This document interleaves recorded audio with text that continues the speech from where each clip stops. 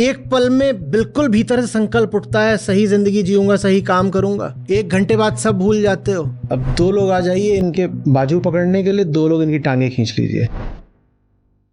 तुम भी उठ जाओ, तुम गर्दन पकड़ लो, तुम गर्दन धर लो इनकी, आ जाओ मंच पे चढ़ जाओ, पीछे से गर्दन पकड़ लो इनकी। ये अहंकार है। अहंकार जब भी परेशान होता है वो अपने आप में कुछ जोड़ता है, तो लो जोड़ लिया। ये किधर को भी नहीं जा सकता, ये जहां को भी जाना चाहता है उसी से विपरीत कोई ताकत होती है जिसको रोक लेती है। इतनी जल्दी मुक्ति थोड़ी मिलती है।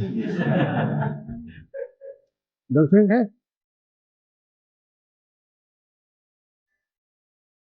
दूसरी दो इनकार करोगे क्या? दिल से बोलना। देख, श्रम की समस्या मनुष्य के लिए बड़ी भारी चुनौती रही है।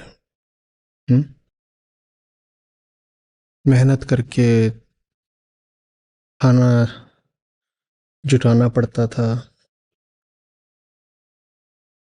मेहनत करके किसी तरह अपने लिए कोई आश्रय बनाना पड़ता था या ढूंढना पड़ता था।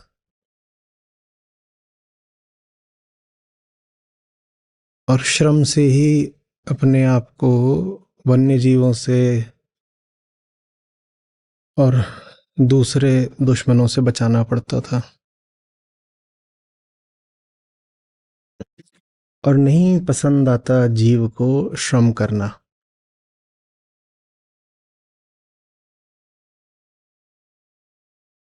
विश्रांति, आराम जैसे हमारा स्वभाव हो वो हमको खींचता है।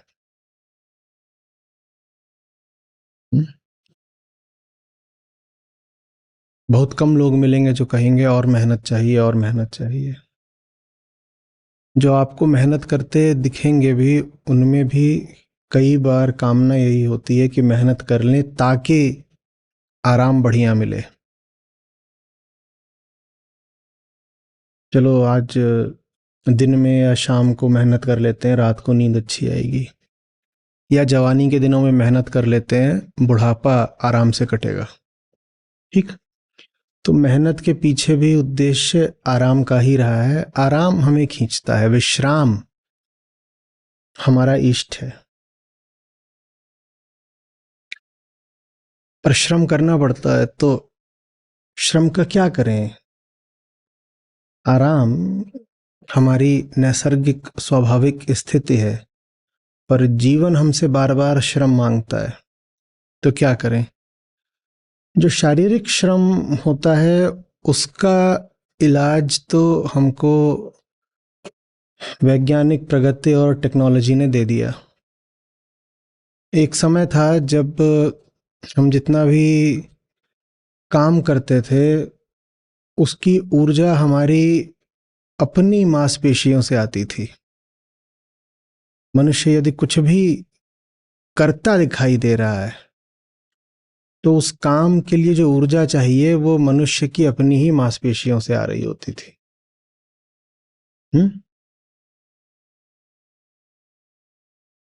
बड़ा श्रम लगता था, काम बहुत बड़े बड़े होते हैं और आदमी की मांसपेशियां तो सीमित हैं।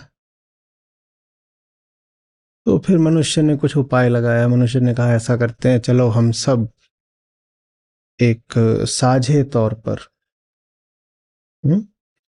सामुदायिक तौर पर, सहकर्मिता के साथ, सहभागिता, कोऑपरेशन के साथ काम करते हैं। तो सब लोग मिलकर करते हैं तो आसानी से हो जाएगा।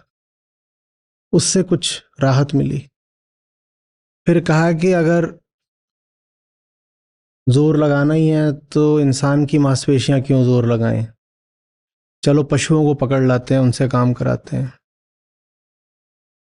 तो फिर पशुओं को पकड़ लाया गया। कहा गया कि उनकी मांसपेशियों में जो ऊर्जा है उससे काम लेंगे।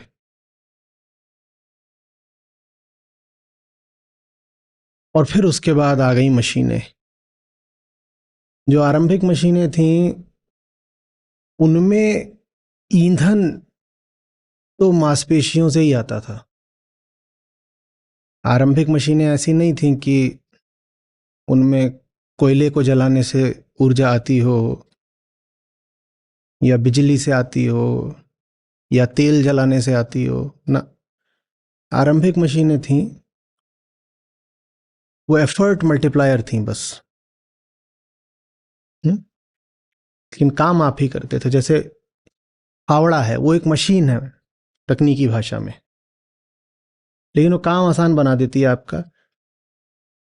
ऊर्जा उसमें आपकी मांसपेशी की ही लग रही है, ऊर्जा उसमें आपकी मांसपेशी की लग रही है। कैंची एक मशीन है, वो आपका काम आसान बना रही है, पर ऊर्जा उसमें आपकी ही लग रही है। ठीक है। वो आपको वक्तव्य याद होगा कि मुझको एक बहुत लंबा लीवर दे दो, और एक स्थायी फलक्रम दे दो, तो मैं चांद को और तारों को हिला दूंगा। किसकी ऊर्जा से?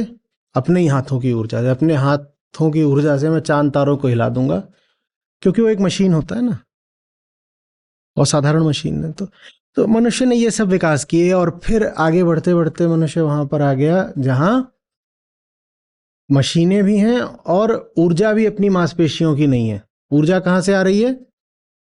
ऊर्जा आ रही है बिजली घर से, ऊर्जा कोयले को जला के आ रही थी पहले, पानी को उबाल कर आ रही थी पहले, अब आ रही है नाभिक को तोड़ करके, एटम के। तो जगह जगह से हम ऊर्जा ला रहे हैं। सौर ऊर्जा है, और तमाम तरीके से जो भी हम पाते हैं कि प्रकृति में ऊर्जा के स्रोत हो सकते हैं, हम उन सब जगहों से अब ऊर्जा हम ले लेते हैं। आप ये सब जानते ही हो, विंड एनर्जी, टाइडल एनर्जी, सब बच्चे पढ़ते हैं छठी में अब। तो जो हम बाहरी श्रम करते थे उसकी समस्या का तो लगभग समाधान हो गया। जो इंसान को जबरदस्त श्रम करना पड़ता था अपने बाजुओं से और अपनी टांगों से, उसका तो लगभग समाधान हो गया है। आप देखिए, आप दिन भर में कितनी ऊर्जा का व्यय करते हो, आप देखो। और फिर ये सोचो कि आपको ये ऊर्जा अगर अपनी मांसपेशियों से उत्पन्न करनी पड़ती तो आपका क्या हाल होता। हम यहां बैठे हुए हैं, प्रतिक्षण हम लोग ऊर्जा का ही व्यय कर रहे हैं। हम यहाँ बैठे हुए हैं, ये एयर कंडीशनर चल रहा है, ये बिजलियां यहाँ पर हैं, और ये सब जो यहाँ पर तमाम तरह के इक्विपमेंट्स हैं। इतना ही नहीं, आप जिन चीज़ों पर बैठे हो ये सब ऊर्जा का उपयोग करके ही बनाई गई हैं। ठीक है ना। आप यहाँ आए भी हो तो बहुत सारी ऊर्जा जला करके आए हो। अगर अपनी टांगों पे चल के आना पड़ता तो आप में से शायद 90% लोग यहाँ बैठे ही नहीं होते। भले ही आप लोग इसी शहर से आए हों, फिर भी अपनी टांगों पे चल के यहाँ नहीं आ पाते। ये तो आपने तेल की ऊर्जा को जला लिया और आप यहाँ पर आ गए, आपने बाहर गाड़ी खड़ी कर दी, आप यहाँ बैठ गए। ठीक है। तो जो शारीरिक श्रम करना पड़ता था हमें, उस समस्या का तो उपचार लगभग हो गया है। आज कोई व्यक्ति आपको ये कहता आमतौर पर नहीं मिलेगा कि जिंदगी इसलिए खराब है क्योंकि हाड़तोड़ मेहनत करनी पड़ती है अभी भी, लेकिन उनकी संख्या तेजी से कम हो रही है। मैं जानता हूं श्रमिक वर्ग ऐसा है, मजदूर भाई ऐसे हैं, दिहाड़ी मजदूर होते हैं। आप जाएंगे, वो आपको जगहों पर, चौराहों पर मिल जाते हैं सुबह सुबह, आप उनसे कहते हैं आ जाओ। वो दिन भर काम करते हैं और अपनी दिहाड़ी के पैसे लेके चले जाते हैं। तो वो तो काम अपने बदन से और अपनी मांसपेशियों से ही कर रहे हैं। तो वो संख्या लेकिन अब जो है कम होती जा रही है। किसान यही करते हैं। लेकिन आप देखें अगर, तो अमेरिका जैसे देशों में किसानों का अनुपात जनसंख्या का 1% होकर रह गया है। पूरे जो विकसित विश्व में आप यही आंकड़ा पाएंगे। लगभग कोई विकसित देश ऐसा नहीं है जिसमें कि खेती करने वालों की संख्या 1%, 2-4% से ज्यादा हो। और अब वो खेती कर भी रहे हैं तो कौन सा वो स्वयं हल चला रहे हैं? ना वो हल चला रहे हैं, ना बैल हल चला रहे हैं। कौन चला रहा है? मशीन चला रही है। और जहां पर खेती अति उन्नत हो गई है वहां पर तो जो ट्रैक्टर और हार्वेस्टर होते हैं वो भी एयर कंडीशनड होते हैं। हम्म। और वो दिन भी दूर नहीं है कि जब वो भी ड्राइवरलेस हो जाएंगे, तो किसान अपने दूर केबिन में बैठ करके खेती कर रहा होगा मशीनों के द्वारा। तो शारीरिक श्रम की समस्या का समाधान या तो हो चुका है या होता जा रहा है। अब जिन कामों के लिए मजदूर लगा करते थे वो काम मशीनें कर रही हैं। ब्रिक लेइंग मशीन्स आपने देखी होंगी। मशीनें आती हैं और दीवार खड़ी कर देती हैं। जो काम आमतौर पे चिनाई वगैरह का काम कौन करता था, सब मजदूर लोग करते थे, वो काम मशीनें कर देती हैं। रोड लेइंग मशीन्स भी आपने अब देखी ली हैं, जो काम करने के लिए आपने ही देखा होगा कि ज़्यादा नहीं 15-20 साल पहले बहुत सारे मजदूर खड़े होते थे सड़कों पर। वो काम अब जब हो रहा होता है तो वहाँ मजदूर कुछ कम ही दिखाई देते हैं, 4-5 लोग होते हैं, मशीनें ज़्यादा होती हैं और बड़ी बड़ी होती हैं और आधुनिक होती हैं। तो शारीरिक श्रम की समस्या का समाधान हुआ जा रहा है। और शारीरिक श्रम की समस्या का चूंकि समाधान हुआ जा रहा है, इसीलिए आप पा रहे हैं कि व्यायामशालाओं में और खेल की जगहों में और खेलों के घंटों में और खेलों की ज़रूरत में भारी वृद्धि हुई जा रही है। पुराने आदमी को शायद व्यायामशाला माने जिम वगैरह की इतनी ज़रूरत नहीं थी, क्योंकि हर आदमी को अनिवार्यतः काम करना ही पड़ता था। लेकिन आज के आदमी के लिए जिम एक बहुत बड़ी ज़रूरत बन गई है, क्योंकि शरीर का सारा श्रम तो अब चला गया है मशीन के हाथ में। तो शरीर को अब श्रम देना है तो क्या चाहिए? आपको खेलना पड़ेगा, तो स्पोर्ट्स कॉम्प्लेक्सेस चाहिए, फिर आपको जिम चाहिए। आप ओलंपिक्स वगैरह देखते हैं, एशियन गेम्स देखते हैं, उसमें आप पाते हैं कि मुल्क जितना विकसित होता है उसके मेडल उतने ज़्यादा होते हैं,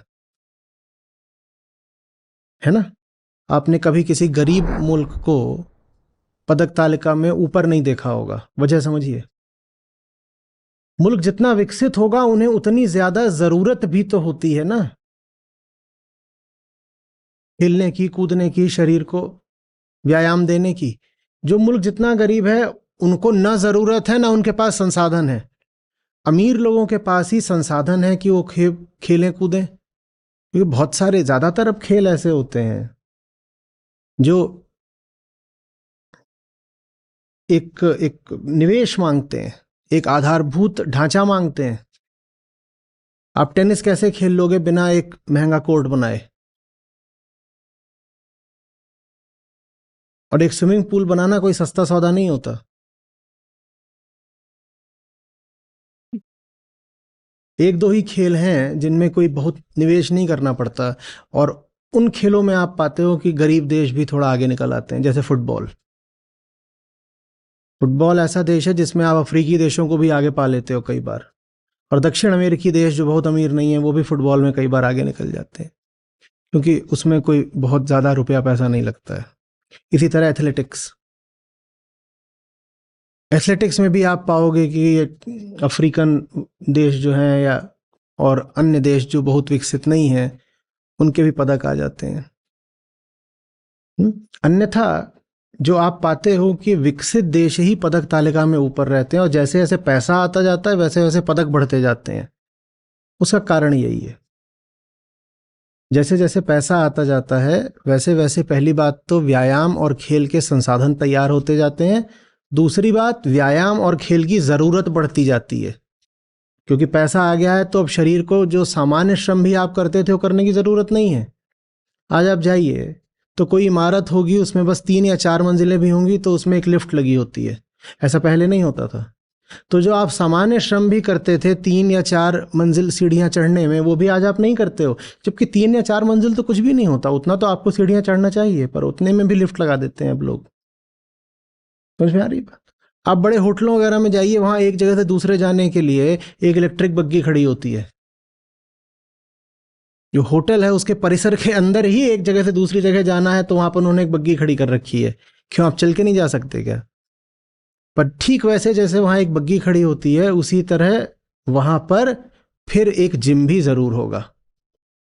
वो बग्गी और जिम साथ साथ चलते हैं। चूंकि आप चलने में ऊर्जा नहीं लगा रहे, इसीलिए जरूरी हो जाता है कि अब आप ऊर्जा जिम में लगाइए।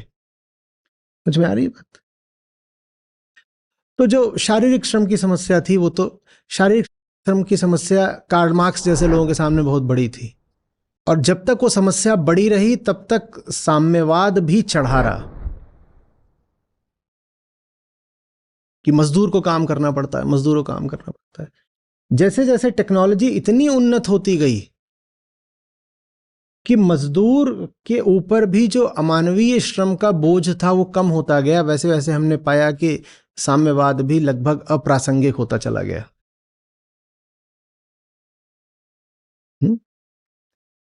लेकिन क्या श्रम की समस्या से हमें मुक्ति मिल गई है? नहीं, बिल्कुल भी नहीं। वो समस्या अभी भी बहुत बड़ी है। अब जो समस्या है वो भीतरी श्रम की है, भीतरी श्रम की। अब चूंकि आप पे कोई मजबूरी नहीं है कि अपनी जीविका के लिए, अपने निर्वाह के लिए, अपने जिंदा भर रहने के लिए आप शारीरिक श्रम करें, तो इसीलिए अब आपके पास विकल्प खुले हुए हैं कि आपको करना क्या है। पहले तो क्या करना है वो इसको तय करने की जरूरत ही नहीं होती थी। क्या करना है?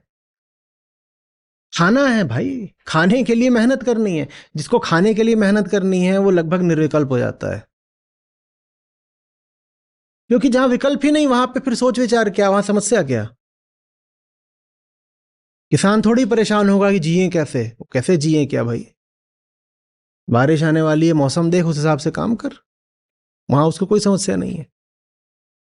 पर अब वो समस्या आ गई है, क्योंकि खाली समय भी है आपके पास,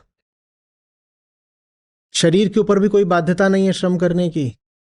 अब आपके पास वो है जिसको इकोनॉमिक्स में लेजर बोलते हैं। उसका करें क्या, क्या करें? वो आपके पास आज है, राजा जनक जैसों के पास बहुत पहले से था, तब भी था उनके पास। तो जो बात अष्टावक्र मुनि ने उस समय राजा जनक को बोली है, वो बात हम सबके लिए आज प्रासंगिक हो रही है कि भीतरी तौर पर करें क्या। अब बहुत जरूरी हो गया सही काम चुनना। पहले चुनने की जरूरत ही नहीं थी, क्योंकि चुनने का अवसर ही नहीं था। जिसके मजबूरी में सिर्फ जिंदा रहने के लिए काम करना पड़ता हो, बेचारा क्या चुनेगा? पर आज आपको चुनना है। आप ये काम भी कर सकते हो, आप ये काम भी कर सकते हो, आप ये काम भी कर सकते हो। आप कहीं पे हो, आपको जगह पसंद नहीं आ रही, आप वहां इस्तीफा डाल देते हो, आप रिजाइन कर देते हो। खेत से क्या किसान कभी रिजाइन कर सकता है? तो वो तो निर्विकल्प हुआ पड़ा है, वो कुछ नहीं कर सकता। वो तो मेहनत करनी है तो मेहनत करेगा। अधिक से अधिक वो ये कर सकता है कि अपना खेत छोड़ देगा तो किसी और खेत में आके मजदूरी करेगा, नहीं तो शहर चला जाएगा, वहां वो किसी फैक्ट्री में मजदूर बन जाएगा। यही कर सकता है वो, और क्या करेगा? पर आपके सामने तो न जाने कितने रास्ते खुले हैं। आपके सामने बहुत रास्ते खुले हैं। आपको एक जगह ठीक नहीं लग रही, आप कहीं और जा सकते हो। आप जिस क्षेत्र में काम कर सकते हो, ये तो छोड़ो कि आप अपनी संस्था बदल सकते हो, आप वो पूरा क्षेत्र भी बदल सकते हो सकता है कि आप बहुत पहले कपड़े बेचने के क्षेत्र में काम करते थे, आपको समझ में आया एक क्षेत्र आपके लिए नहीं है, आप कपड़े बेचने के क्षेत्र को छोड़कर शिक्षा के क्षेत्र में आ सकते हो। इन दोनों क्षेत्रों में कोई संबंध नहीं आपस में, पर आप ऐसा कर सकते हो। तो अब जो समस्या है वो भीतरी है। पहले जो समस्या थी वो बाहरी श्रम की थी, अब जो समस्या है वो भीतरी है। अब समस्या ये है कि इतने सारे जो मुझे विकल्प उपलब्ध हैं काम करने के, उसमें सही विकल्प चुनूं कैसे? और एक बार सही विकल्प चुन लिया तो उसमें अपने आप को झोंकूं कैसे? और इन दोनों ही तलों पर हम अटक जाते हैं। न तो हमसे सही काम चुना जाता, और सही काम अगर हम चुन भी लें तो हम उस सही काम को समर्पित नहीं हो पाते हैं। आज का श्लोक अपने आप को उस सही काम को समर्पित करने के विषय में है। आज आपके सामने एक एकदम नया शब्द खुलेगा जिसकी चर्चा अभी तक अष्टावक्र संहिता में नहीं हुई है, और भगवद गीता में भी हमने उस पर अभी बहुत बात नहीं करी है। वो शब्द है निष्प्रयत्नता, एफर्टलेसनेस। एफर्टलेसनेस जो शारीरिक श्रम है, जो फिजिकल एफर्ट है, उस समस्या से तो हम कह रहे हैं कि हम लगभग मुक्त हो चुके हैं, और अगर पूरी तरह मुक्त नहीं हुए तो आने वाले 50 सालों में पूरी तरह ही मुक्त हो जाएंगे। अब जो समस्या है वो भीतरी श्रम की है। जो कुछ भी करने निकलते हैं भीतर से उसमें कुछ विरोध आ जाता है। लगता भी है कि जो काम है वो सही है, आवश्यक है, फिर भी उसको करो तो भीतर कोई बैठा है जो अड़चन लगाता है, बाधा करता है, कुतर्क करता है, आलस करता है। आज के मनुष्य के सामने ये समस्या ज्यादा बड़ी है। समझ में आ रही है आपको बात? भीतरी तौर पर बड़ी मेहनत करनी पड़ रही है, बाजुओं से मेहनत नहीं करनी पड़ रही, मेहनत भीतरी तौर पर करनी पड़ रही है और उस मेहनत से कोई अंजाम नहीं निकल रहा। आप शरीर से मेहनत करते हो तो कुछ तो आपको दिखाई देता है कि स्थूल रूप से कुछ तो आगे पीछे हुआ, कुछ बना, कुछ टूटा, कुछ तो हुआ। और जो भीतरी मेहनत होती है वो बस आपको भीतर ही घुन की तरह चाट जाती है। उससे कोई फल, कोई परिणाम सामने नहीं आता, लेकिन भीतर ही भीतर आप लगातार संघर्षरत बने ही रहते हो। भीतर श्रमरत हो आप, युद्धरत हो आप, और उससे कुछ निकल कर आ रहा है। उस युद्ध में कोई भी पक्ष विजयी भी हो पा रहा है नहीं, कोई नहीं। बस अंदर ही अंदर एक घर्षण चलता रहता है। उस घर्षण का परिणाम कुछ नहीं होता थकान के अलावा। आप में से कितने लोगों ने अनुभव करा है कि आप बैठे बैठे थक जाते हो? कोई पूछे क्या किया, करा कुछ नहीं, बैठे बैठे बस थक गए। खुद अनुभव कराओ, ये लोगों को देखा हो अपने आसपास कि वो कुछ नहीं कर रहे, बस दिन भर बैठे हुए हैं और बैठे बैठे शायद बस सोच रहे हैं, और सोचते सोचते वो बिल्कुल निढाल हो गए, एकदम थक कर बेहाल हो गए। देखा है कि नहीं देखा है? यह है आंतरिक श्रम। तो मांसपेशियों वाले श्रम की समस्या तो हमने सुलझा ली, आंतरिक श्रम की जो समस्या है वो नहीं सुलझ रही। हम भीतरी तौर पर बड़ी मेहनत करते हैं और उस मेहनत का हमें कोई अंजाम भी मिलता नहीं।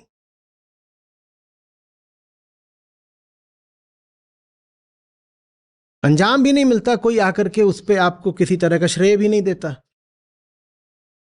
बाजुओं से दिहाड़ी भी करोगे तो कुछ तो पाओगे। भीतर बैठे बैठे एक यादृच्छिक संघर्ष में उलझे हुए हो।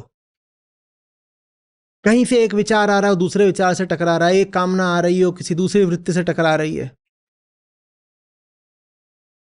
सच्चाई की थोड़ी झलक मिली भी तो उसके ऊपर 10 तरह की तामसिकता का कोहरा आ रहा है। एक पल में बिल्कुल भीतर से संकल्प उठता है, सही जिंदगी जीऊंगा, सही काम करूंगा। 1 घंटे बाद सब भूल जाते हो। अभी शाम को ही जाकर के कस्में खाई थी, शपथ उठाई थी, आज से नालायकी नहीं करूंगा, और रात होने से पहले ढाक के 3 पात। ये सब होता है ना। तो आज उसको संबोधित कर रहे हैं मुनि अष्टावक्र। भीतरी तौर पर श्रम की समस्या से कैसे हम निपटें। बाहरी श्रम की समस्या का समाधान मिला हमें विज्ञान से, तकनीकी विकास से। और जो भीतरी समस्या है श्रम की, जो भीतर भीतर बड़ी मेहनत करनी पड़ती है, उसका हमें समाधान मिलेगा आत्मज्ञान से। बाहरी बाजू वाले श्रम की समस्या का समाधान किससे मिला? विज्ञान से। और जो भीतर वाला श्रम है उसकी समस्या का समाधान किससे मिलेगा? आत्मज्ञान से। तो चलिए आज का जो श्लोक है पहले उसका पाठ। यदा नाहं तदा मोक्षो यदा हम बंधनम तदा मत्वेति हेलया किंचिन्मा गृहाण विमुंचमा।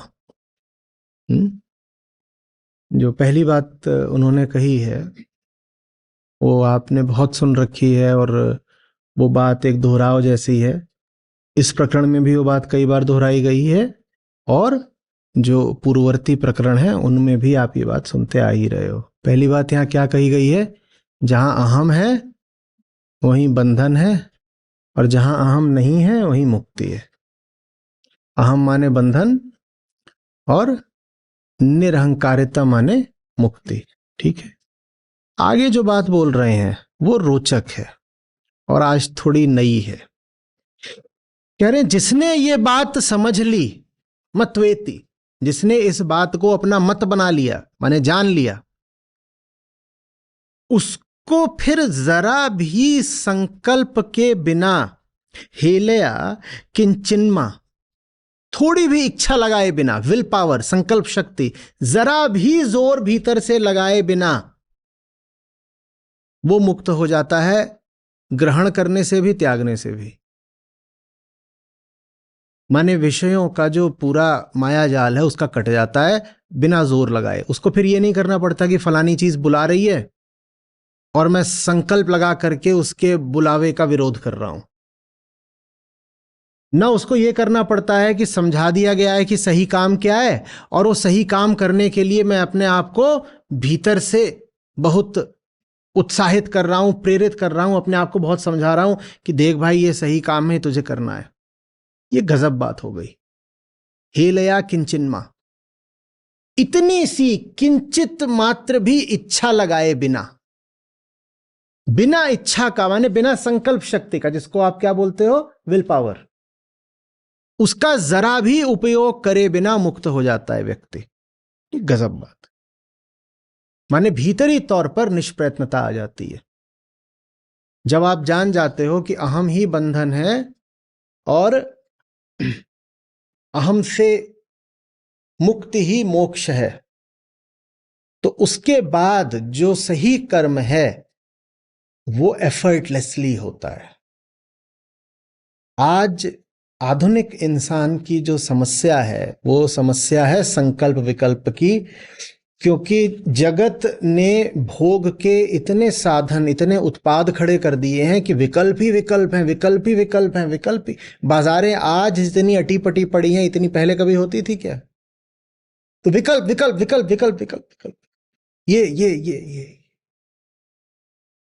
आज हमारी समस्या ये है कि एक चीज की तरफ चलो तो दूसरी चीज पुकारती है।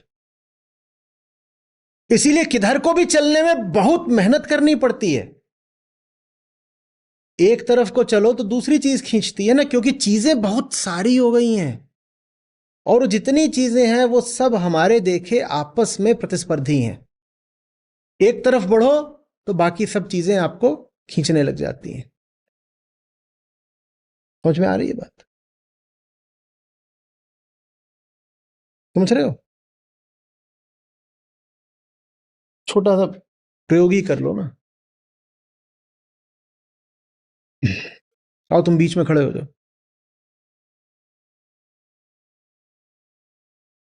अब यहीं यहीं खड़े हो जाओ। हाँ कहीं भी खड़े हो जाओ जहां पे सब लोग देख पाए। सब लोग माने जो सब ऑनलाइन लोग हैं वो भी देख लें। ऐसे खड़े करो।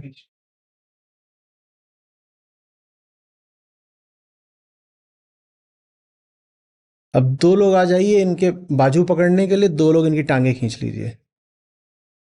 चलो जवान उठो, तुम टांग पकड़ लो इनकी। आप दोनों आ जाइए, इनके एक एक हाथ खींच लीजिए।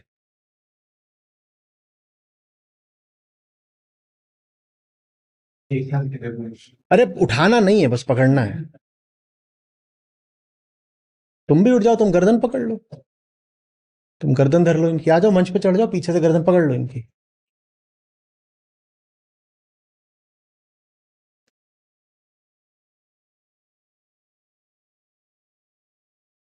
ये अहंकार है, ये अहंकार है। चूंकि ये नहीं जानता, ये अहंकार है, चूंकि ये नहीं जानता कि किससे रिश्ता बनाना है, इसलिए इसने कितनों से रिश्ता बनाया? 5 से। इस 5 को हम यहां पे क्या मानेंगे? 500। ये 5 नहीं है, ये 500 है। 500 रिश्ते इसे क्यों बनाने पड़े हैं? क्योंकि एक से इसका कोई रिश्ता है नहीं। जब एक से रिश्ता नहीं होता तो 500 से रिश्ते बनाने पड़ते हैं। 500 से आशय क्या होता है? विविध प्रकृति। प्रकृति के जितने विविध विषय हैं, प्रकृति माने जगत, ये जो पूरा संसार है। प्रकृति माने जंगल नहीं होता अध्यात्म में, प्रकृति माने ये जो पूरा संसार है।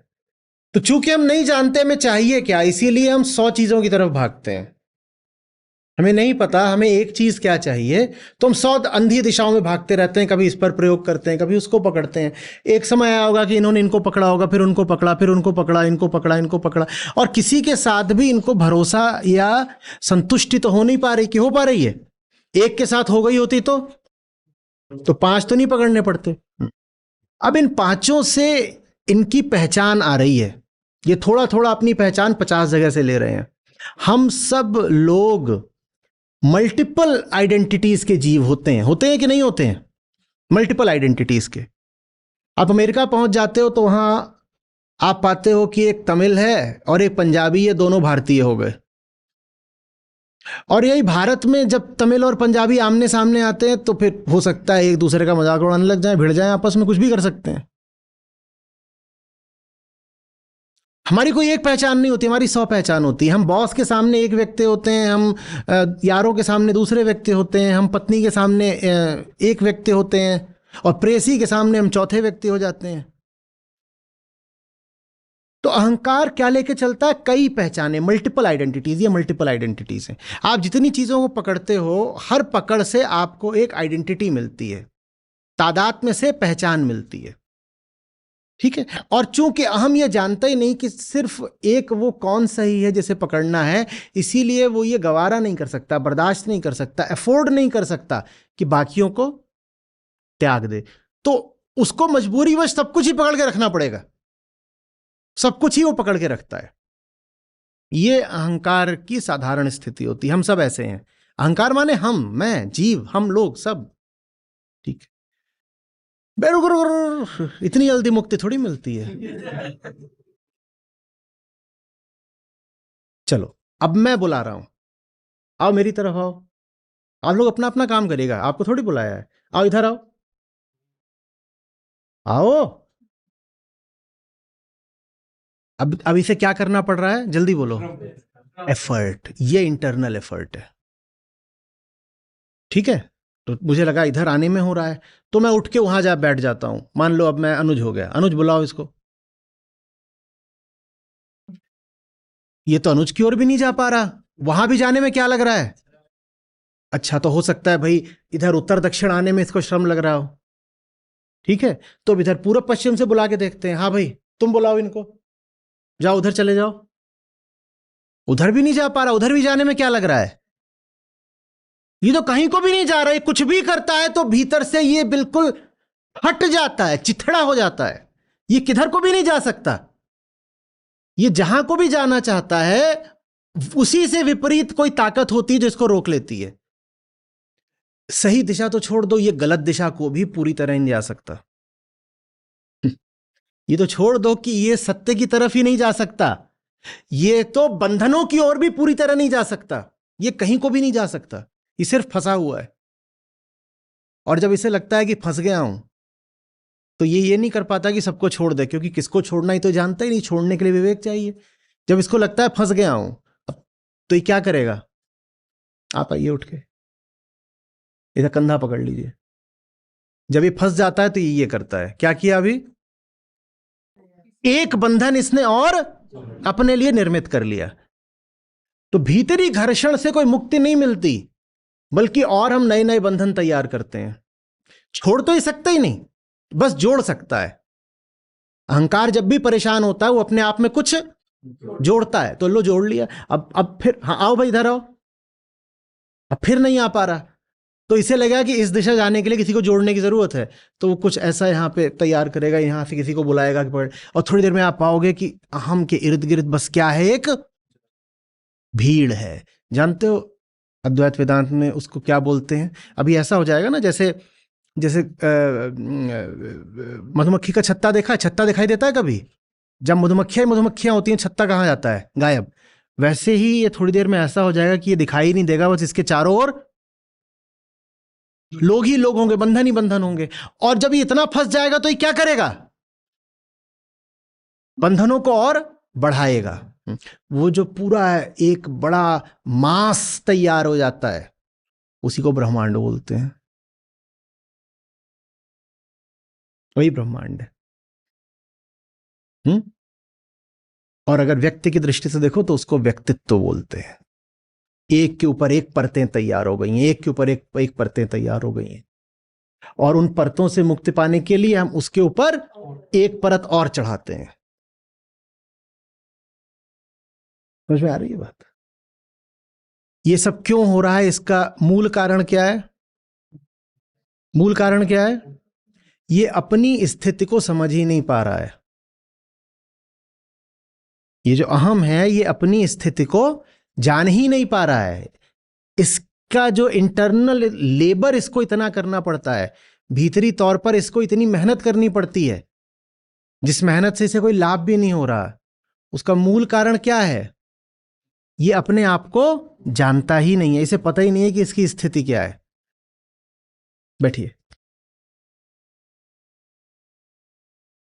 ये अपनी दुखद स्थिति को अनुभव तो करता है पर अपनी स्थिति को जानता नहीं है। हमें एक बहुत मूल भ्रम है कि अनुभव को ही ज्ञान कहते हैं। अनुभव ज्ञान नहीं होता। अनुभव करना एक बात है और जान जाना दूसरी बात है। ये दुख को अनुभव तो करता है अहम, लेकिन ये जान नहीं पाता कि दुख किस कारण से आ रहा है, इसको ये नहीं पता है। ठीक है, तो कारण जानने के लिए जो पहली चीज करनी पड़ती है होती है निरीक्षण। निरीक्षण माने आत्मनिरीक्षण या आत्म अवलोकन। तो निरीक्षण से शुरुआत करेंगे। तो पहली चीज लिखिए निरीक्षण। हमें आज निष्प्रयत्नता तक जाना है, एफर्टलेसनेस तक जाना है। उसके लिए हम शुरुआत कर रहे हैं निरीक्षण से। जब ये अपने आप को देखता है तो अपने आप से पूछेगा, ये जो जितने लोगों का मैंने हाथ, टांग, बाजू, बांह, सर, गर्दन पकड़ रखा है, या जिनको मैंने अपना बाजू वगैरह दे रखा है, ये लोग वास्तव में मेरे लिए कितने जरूरी हैं? मैं जो भी हूं, मेरे होने में इनका योगदान है ही कितना? और यदि इनका योगदान है भी तो वो योगदान क्या मेरे लिए शुभ है? ये आत्मनिरीक्षण से बात आती है। तो पहली चीज हुई निरीक्षण। और जब आप निरीक्षण करते हो तो उससे आप में अपने प्रति जो भ्रम होता है वो हटता है। भ्रम के हटने को कहते हैं निर्भ्रांति या निर्भ्रमता।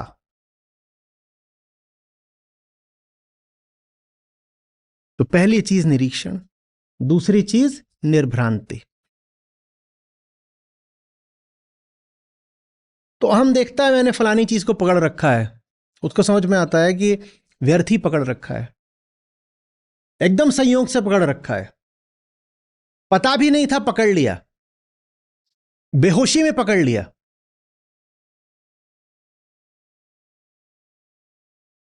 जैसे शरीर पर आकर के कोई गंदगी चिपक गई हो, हमें पता भी नहीं था, हम सो रहे थे, कोई चीज आकर के लग गई और हम उसको लेके घूम रहे हैं।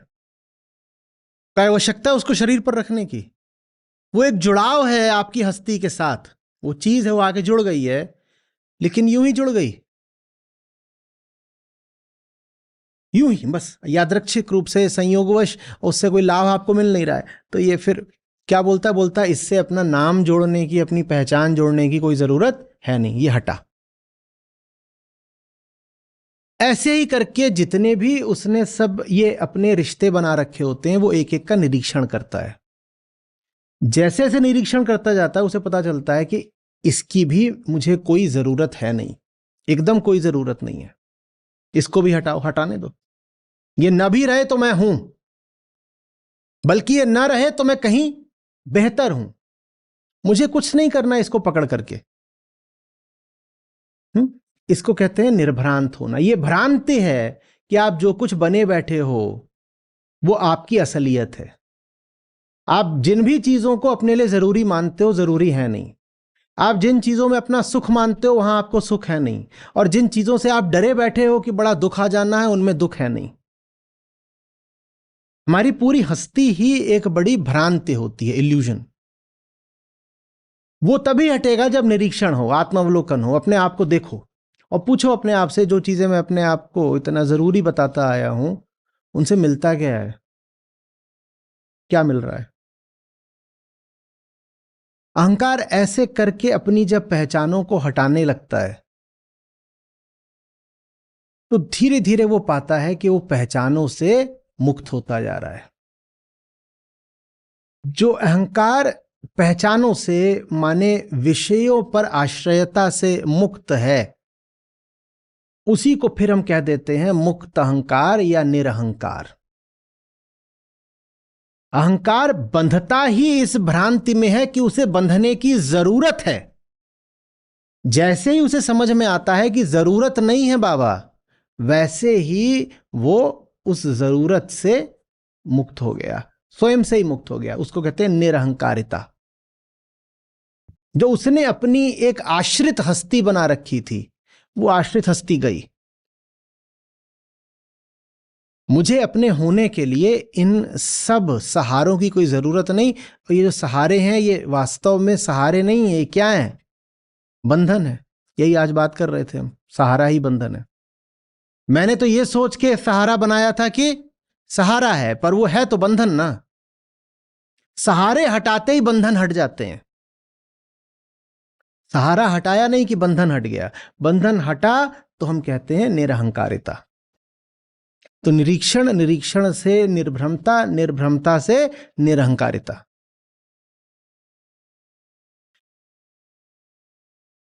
अहंकार के होने का ही मतलब है अपूर्णता का होना। अहंकार अपने आप को हमेशा क्या मानता है? मैं। इसीलिए तो गया था दुनिया भर के बाजू पकड़ने।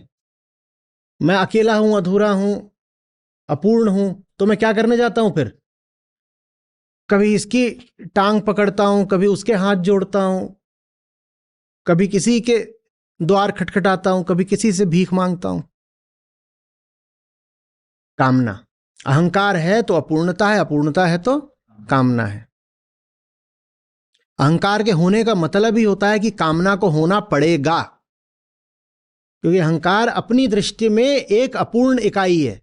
जो अपूर्ण है वो बेचारा क्या करेगा? उसको तो इधर उधर काम नहीं करनी पड़ेगी ना। इधर से कुछ मिल जाए तो पूर्ण हो जाऊं, वहां से कुछ मांग लूं, कहीं उधार ले लूं, कुछ कर लूं, किसी तरह पूर्ण हो जाऊं। अपूर्णता खलती है, किसी तरीके से तो पूर्ण हो पाऊं। तो निरहंकारिता के साथ साथ आती है निष्कामना।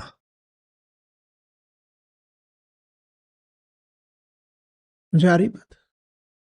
अब जब कामना थी तो क्या किसी एक वस्तु की कामना थी? जब कामना थी तो क्या कभी एक वस्तु की कामना थी? बताइएगा कभी एक चीज की कामना हुई हो? कामना अगर इतनी होशियार ही होती, कामना यदि इतनी विवेकपूर्ण ही होती कि बस एक वस्तु की होती, तो वो एक कामना पर्याप्त हो गई होती। कामना ऐसी चीज होती है जैसे आप जानते ही ना हो कि आपको क्या चाहिए, और आप एक बड़ी भारी बाजार में पहुंच गए हैं और सभी कुछ आपको आकर्षित कर रहा है। कभी कुछ लुभाता है, कभी कुछ ललचाता है। आपको पता नहीं क्या चाहिए, लेकिन कुछ भी ऐसा नहीं है जो विशेष रूप से चाहिए, और कुछ भी ऐसा नहीं है जिसको आप साफ साफ कह सकें कि नहीं चाहिए। आपके पास क्या कुछ भी ऐसा है जो आपको दिया जाए और आप बिल्कुल इनकार करने की नहीं लेना? बताइएगा। कुछ भी आपके पास ऐसा है जो आपको दिया जाए और आप इनकार कर दें कि नहीं, ये तो नहीं चाहिए? बोलिए।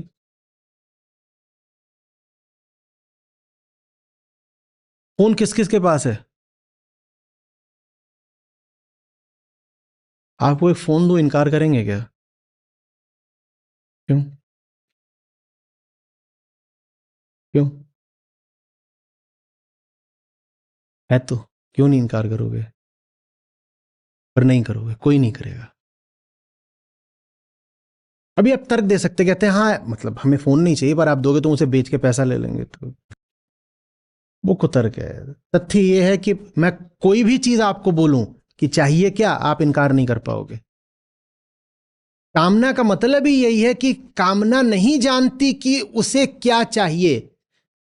कामना को इसीलिए अंधा कहा गया है। अंधा माने जिसको पता ही नहीं है कि क्या चाहिए। आप कोई ऐसी चीज बता दीजिए जो आपके पास है और ज्यादा नहीं चाहिए।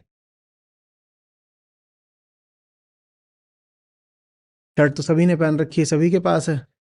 शर्ट दूं, इनकार करेंगे क्या? कोई तो चीज ऐसी बता दीजिए जो आपके पास हो और मैं कहूं ले लो और कह दें कि है नहीं चाहिए। कोई तो एक चीज बताइए।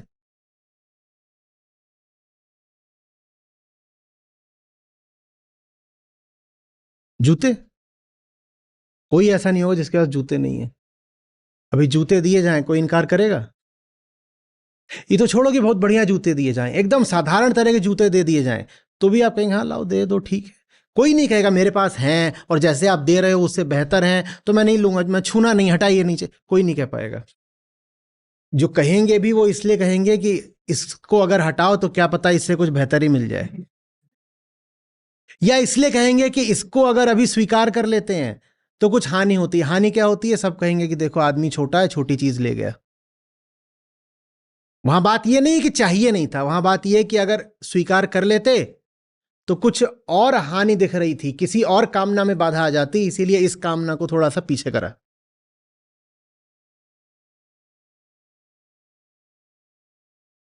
गर्लफ्रेंड है?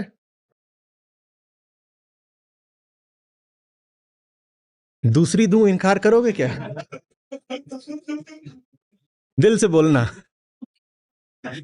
देखा, कुछ नहीं सीखा इसने अभी तक।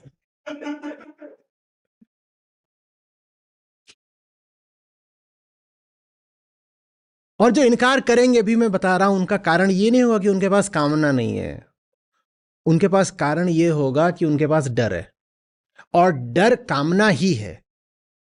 कामना जब सर के बल चलने लगती है तो उसको डर बोलते हैं। कामना कहती है कुछ पाना है, डर कहता है कुछ पाया हुआ है उसे बचाना है। डर भी एक कामना ही है।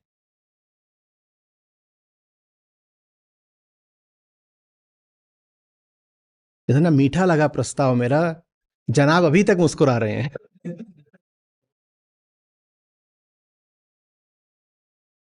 और मजाल है कि अन्यथा मैं कुछ भी बोलता रहूं सत्र पे, इनके चेहरे पे कोई भाव आ जाए, एकदम ऐसे स्टॉइक होकर देखते हैं मुझे, और इस बात पर इनकी मुस्कान पूछ ही नहीं रही।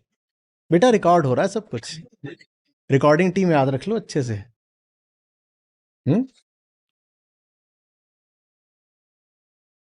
कोई एक चीज खोज पाए अभी तक जो हो और दी जाए तो इनकार कर दो? पेट भरा हुआ है, एकदम भरा हुआ है, खाना आपने खा लिया, भाभी जी आ गई, एक गुलाब जामुन तो मेरे हाथ से खाना पड़ेगा, मना कर पाए हो क्या? भाभी जी को भी हटा दो यार। कहीं शादी ब्याह में जाते हो, वहां पे 10 तरह का सजा होता है खाना। हम्म। वो जो 10 प्रकार का सजा होता है उसमें से एक तरफ ही का खाना पर्याप्त होता है कि नहीं होता है? आदमी को क्या है, रोटी दाल चावल सब्जी इतना भी खा लिया तो बहुत है। अब उसके बाद आप कैसे जा करके अभी पिज्ज़ा भी खा लोगे और मैक्सिकन भी खा लोगे और चाइनीज भी, और कैसे खा लोगे? खा सकते हो क्या? पर अगर मिल रहा है तो खा ही जाते हो। होता है कि नहीं होता है? कोई ऐसी चीज बता दीजिए जिसको कहा हो कि नहीं बहुत हो गया माने बहुत हो गया, बहुत हो गया माने बहुत हो गया, नहीं चाहिए और नहीं चाहिए। आप कहीं काम करने वाले हो, दुनिया भर की कंपनियों के एचआर जानते हैं कि आपको कैसे रोकना है। जब एट्रिशन बहुत बढ़ने लगता है, लोग जाते हैं वहां पे इस्तीफा लेके पहुंच जाते हैं, एचआर पहले तो उधर की बातें बनाएगा, उसके बाद आपसे कहेगा ठीक है ये लो 10% और, आप रुक जाते हो सकता है कि आपकी समस्या ये नहीं थी कि तनख्वाह कम है, समस्या कुछ और भी हो सकती है। हो सकता है कि पैसे की आपको कोई तंगी ना हो, लेकिन जैसे ही 10% सामने रखा जाता है और खट से रुक जाते हो। कोई कह पाता है नहीं चाहिए? और अगर कोई कह रहा है नहीं चाहिए तो इसका आशय यही है कि दूसरी जगह उसको 20% का ऑफर है। अगर कोई 10% पे नहीं रुक रहा है तो मतलब यह है कि कहीं से 20% का ऑफर लेके बैठा हुआ है। समझ में आ रही है बात? तो कामना हमेशा समझिए कि पर्यायवाची होती है। कामना जैसा कोई शब्द नहीं होता, हमेशा कामनाएं होती हैं। कामना व्यक्ति नहीं होती, कुनबा होती है। हम्म। बहुत सारी कामनाएं एक झुंड में, और उसमें से किसको चुनना है किसको नहीं चुनना कुछ पता नहीं। तो कामना में हमेशा विकल्प रहते हैं, सब विकल्प आपको खींचते हैं। और अभी हम यहाँ ये तो बात कर ही नहीं रहे कि आप सत्य मात्र को अपना एकमात्र विकल्प मान लें। हम तो कह रहे हैं कि ये जो साधारण सांसारिक चीजें भी होती हैं, ये भी आपको 100 दिशाओं में खींचती हैं। हम्म। किसी रविवार को आप कपड़ों की दुकान में चले जाइएगा और वहां पर लोगों को देखिएगा कि कपड़ों की वो ग्राहकी कर रहे हैं, तो क्या होता है? कितना मुश्किल हो जाता है चुनना। 4 घंटे से चुनाव नहीं हो पा रहा है कि टाई कौन सी खरीदनी है। 4 घंटे से नहीं हो पा रहा है, और 4 घंटे और 8 दुकानें, इधर से उधर कूद रहे कूद रहे कूद रहे कूद रहे कूद रहे। तभी तो जहां पर सब कपड़ों वगैरह की और चीजों की दुकानें होती हैं, वहां पर फिर कैफे और रेस्टोरेंट भी जरूर होते हैं। इतना थक जाता है आदमी। I am so tired of just shopping. सुना है कि नहीं सुना है? हुँ? कहते भी हैं शॉप टिल यू ड्रॉप। सचमुच हो जाता है, you Indeed do drop. Shop करते करते ड्रॉप हो गया। क्यों? क्योंकि पता ही नहीं था कि शॉप करना क्या है।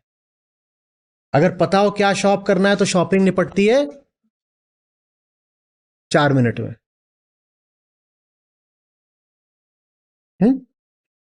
4 मिनट। अपने साथ होता है कई बार, कहीं कुछ जाना है तो पीछे से शुभंकर भाई फोन करके उसको पूछते हैं दुकान खुली है? बोलता हाँ 8:30 तक खुली है। तो ठीक है 8:25 तक हम आ जाएंगे। खत्म। कितनी बार 8:25 पे गए, पता है ना क्या लेना है, गए उठाया वापस आ गए। तुम्हें कौन सा वहां पे हर चीज आकर्षित कर रही है कि ये भी ले लें कि वो भी ले लें, अब ये ले लिया तो वो भी ले लो, कुछ नहीं घुसे लिया है। और कई लोगों की बात बहुत खलती है।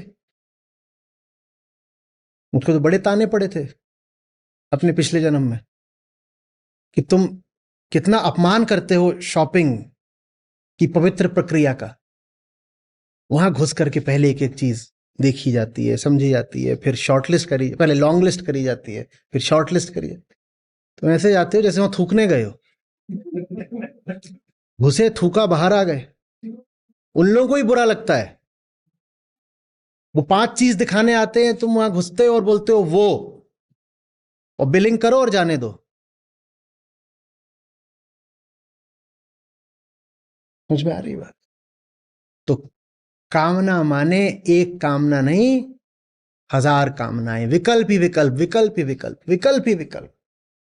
और इतनी हमारी हैसियत नहीं, इतना हमारा विवेक नहीं, इतना हमारा दम नहीं कि उनमें से किसी भी विकल्प को कह दे नहीं चाहिए। हर चीज जो हमारे सामने आती है एक नया विकल्प बन जाती है। और दुकानदार ये बात खूब जानते हैं। आप वहां पे कुछ कर रहे हैं, वो एक चीज और आपके सामने सरका देंगे, थोड़ा ये भी देखिएगा। और आप कहते अब इतना सारा क्या करना क्या है? ये भी देखिए, ये भी देखिए, ये भी देखिए, ये भी देखिए, ये भी देखिए। जब निष्कामना आती है तो निर्विकल्पता आती है।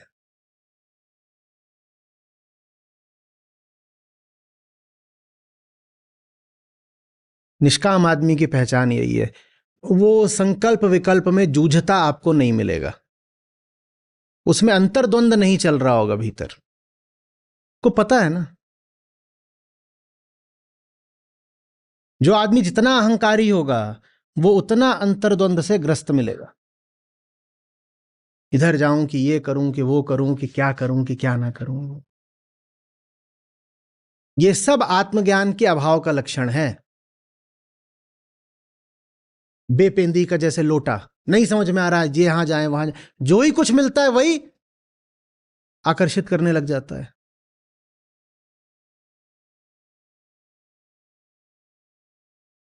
और जब निर्विकल्प हो जाते हो आप, तो भीतर की खींचतान समाप्त। खींचतान तो थी ही इसीलिए, खींचतान तो थी इसीलिए कि ये विकल्प चुनूं कि वो विकल्प चुनूं।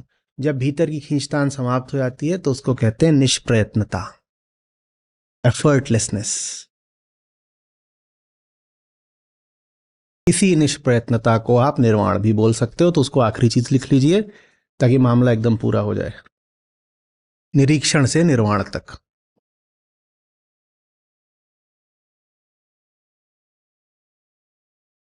कितने चरण की प्रक्रिया निकली? 7। निरीक्षण, निर्भ्रमता, निरहंकारिता, निष्कामता, निर्विकल्पता, निष्प्रयत्नता, निर्वाण। 8 नहीं 7, 7। इसमें एक जगह ऐसी है जहाँ थोड़ी सी हमने छलांग लगाई है, वहाँ आपको पाटना हो, अगर पुल सा बनाना हो तो थोड़ा जोड़ सकते हैं। जहाँ हमने कहा है निरहंकारिता ही निष्कामता है, वहाँ बात समझ में आ गई थी कि अहंकार अपूर्ण होता है, जब अपूर्ण है तो उसे कामना करनी ही पड़ेगी। वो स्पष्ट हो गया था। नहीं तो वहाँ बीच में आप एक और जोड़ सकते हैं, निर्बंधता। निरहंकारिता माने अहंकार ही तो अपना बंधन है ना, और बंधन से ही छूटने की कामना होती है। तो निरहंकारिता माने निर्बंधता, और अगर जब बंधन नहीं बचा तो फिर कामना काहे की करोगे। जैसे जैसे बंधन कम होता जाता है वैसे वैसे कामना भी कम होती जाती है। माने कामना दुख जनित होती है या कामना बंध जनित होती है। जितना बंधन होता है भीतर उतनी ही ज्यादा कामनाएं होती हैं। बंधन जितना होता है भीतर उतनी ही ज्यादा कामनाएं होती हैं। तो जब निरहंकारिता है तो उसको फिर हम कह सकते हैं उससे निर्बंधता, निर्बंधता से निष्काम। या नहीं उसको जोड़ना हो तो मत जोड़ो, ये जो 7 चरण भी अपने आप में पर्याप्त हैं।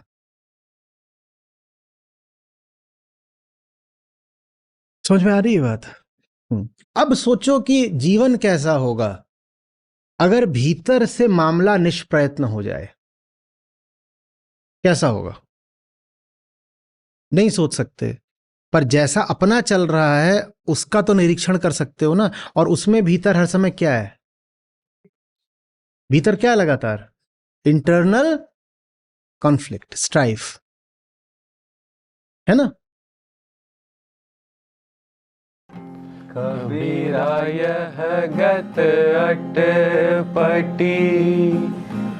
चटपट लखी न जाय। कबीरा यह गत अटपटी, चटपट लखी न जाय। जब मन की खटपट मिटे, अधर भया ठहराए कबीरा, अधर भया ठहराए। कबीरा यह गत अटपटी, चटपट लखी न जाय। कबीरा यह गत अटपटी, चटपट लखी न जाय। जब मन की खटपट मिटे, अधर भया ठहराए कबीरा, अधर भया ठहराए।